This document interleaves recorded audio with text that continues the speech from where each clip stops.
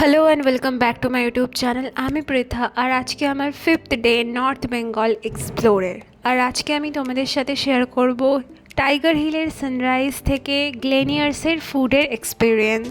ভোরবেলা 3টের সময় রেডি হয়ে 4টের সময় আমরা বেরিয়ে পড়ি টাইগার হিলের সানরাইজ দেখার জন্য। এখানে সূর্য একদিক থেকে ওঠে আর তার প্রথম কিরণটা গিয়ে পড়ে কাঞ্চনজঙ্ঘায়, আর কাঞ্চনজঙ্ঘা একদম গোল্ডেন কালারের হয়ে ওঠে। তোমরা যদি 3টে থেকে 4টের মধ্যে স্পটে না পৌঁছো তাহলে কিন্তু তোমরা একদমই ধারের প্লেস পাবে না যেখান থেকে তোমরা প্রপার ভিউটা দেখতে পাবে। তারপরে সাথে সাথে সানরাইজ দেখা হয়ে গেলেই তোমাদেরকে বেরিয়ে পড়তে হবে, নাহলে কিন্তু প্রচুর জ্যাম লেগে যায়। ম্যালে যেহেতু কোনো রকমের গাড়ি অ্যালাউ না, তাই গাড়ি ভানু ভবন অবধি আসবে, বা তোমাদেরকে গাড়ি ধরতে হলেও ভানু ভবন অবধি হেঁটে যেতে হবে যদি তোমাদের হোটেল ম্যাল রোডের অপোজিট সাইডে হয়।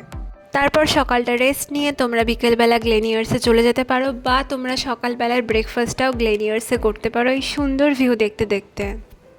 আমরা যেহেতু আউটার সিট নিয়েছিলাম আর সানসেটের একটু আগে গেছিলাম, তাই আমরা এই সুন্দর ভিউটা পেয়েছিলাম। তোমাদের 5th ডেটা তোমাদের ফ্যামিলি ফ্রেন্ডসদের সাথে এইভাবেই কাটাতে পারো। ভালো লাগলে সাবস্ক্রাইব করো, পরবর্তী ভিডিও খুব তাড়াতাড়ি আসবে।